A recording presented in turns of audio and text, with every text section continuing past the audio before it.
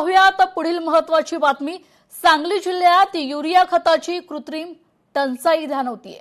इतर खतांची सक्ती केल्यास आंदोलनाचा इशारा देखील शेतकऱ्यांनी दिलेला आहे। स्वाभिमानी शेतकरी संघटनेचा आंदोलनाचा इशारा आहे।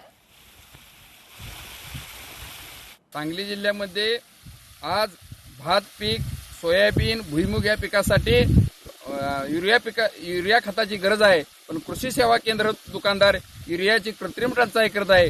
जर तुम्हाला युरिया खत पाहिजे असेल तर तुम्हाला इतर खत घ्यावी लागतात। हे खत शेतकऱ्याच्या मातीमार जात आहे, हे कदापि खपवून घेणार नाही।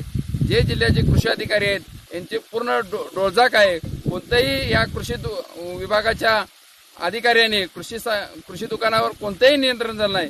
जर या 2 दिवसात हे सुधारणा झाली नाही तर युरिया खत घेऊन आम्ही कृषी अधिकाऱ्याच्या कार्यालयात जाऊन युरिया इसकटल्याशिवाय आम्ही स्वस्थ बसणार नाही।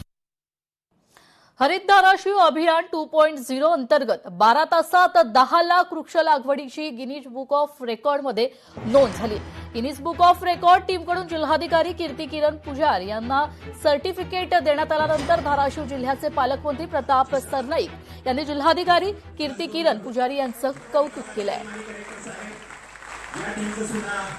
धाराशिवचे जिल्हाधिकारी कीर्ती किरण पुजार यांचं मनापासून अभिनंदन करतो। त्यांना धाराशिवकरांच्या वतीनं धन्यवादही देतो। याचं कारण असं आहे की शेवटी शासकीय स्तरावर काही निर्देश मंत्रालयातून आल्यानंतर त्यांचं तंतोतंत पालन करणारे अधिकारी असतात, परंतु मनापासून ह्या जिल्ह्यासाठी, ह्या शहरासाठी माझं काहीतरी योगदान असावं ह्या भावनेने काम करणारे अधिकारी म्हणून कीर्ती किरण पुजार यांची नोंद होईल।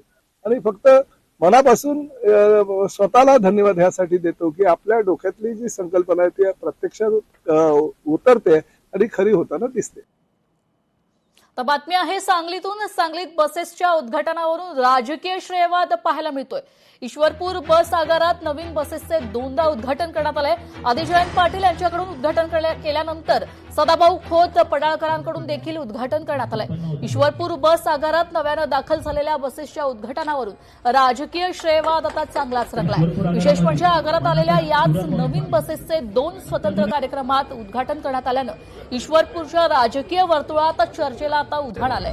नवीन बसेसचे पहिले उद्घाटन सकाळी जयंत पाटील यांच्या हस्ते करण्यात आलं। त्यानंतर आमदार गोपीचंद पडळकर आणि आमदार सदाभाऊ खोत यांच्या हस्ते याच बसेसचं पुन्हा एकदा उद्घाटन करण्यात आलं। एकाच नवीन बसेसचे 2 वेळा उद्घाटन झाल्यानं नवीन बसेस आणण्याचा श्रेय नेमका कोणाला असा सवाल आता उपस्थित होतोय। या दुहेरी उद्घाटनामुळे स्थानिक पातळीवर राजकीय श्रेयवादाची चर्चा सुरू झाली आहे। 5000 बसेस देण्याचं राज्य सरकारनं मान्य केलंय। त्यातल्या काही बसेस टप्प्याटप्प्याने यायला लागलेल्या आहेत। त्यातल्या 5 बसेस आता आपल्या इकडे बस स्थानकासाठी आलेल्या आहेत। परंतु त्याच्यासोबत हे 85ला बांधकाम झालेलं आहे बस स्थानकाचं आणि ईश्वरपूरला शोभेचं स्थानक पाहिजे ना, आणि म्हणून सदाभाऊंच्या नेतृत्वामध्ये एक चांगला आराखडा या बस स्थानकाचा तयार केलेला आहे। माननीय मंत्री महोदयांना सदाभाऊंच्या नेतृत्वामध्ये मागणी केलेली आहे। एक भव्य दिव्य देखणं बस स्थानक बांधण्याचा जी संकल्पना माननीय सदाभाऊंनी मांडलेली आहे, जो संकल्प केलेला आहे, तो संकल्प सिद्धीत जाण्यासाठी माननीय मुख्यमंत्री देवाभाऊ आणि परिवहन खात्याचे मंत्री माननीय प्रताप सरनाईक साहेब यांच्याकडे आम्ही पाठपुरावा करून लवकरात लवकर ते आम्ही मंजूर करून घेऊ। लोकशाही मराठी ऐका, पहा, जागरूक रहा।